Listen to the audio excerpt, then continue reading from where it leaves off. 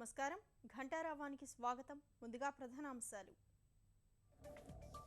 కావేరీ నదీ జలాలపై సుప్రీంకోర్టులో విచారణ రేపటి నుంచి నీరు విడుదల చేయాల్సిందేనని కర్ణాటకకు ఆదేశం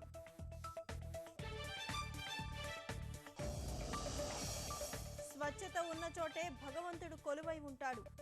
చెత్తరహితంగా దేశాన్ని తీర్చిదిద్దుదామని ప్రధాని పిలుపు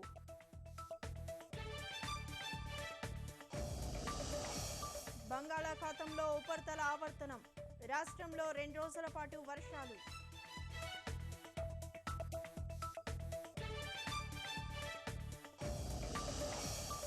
భారత్ పాక్ వివాదంపై ఐక్యరాజ్య సమితి ఆందోళన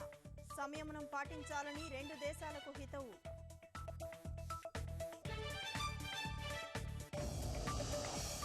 కడపలో 9 మంది సభ్యుల దొంగల ముఠా అరెస్ట్ భారీగా నగదు స్వాధీనం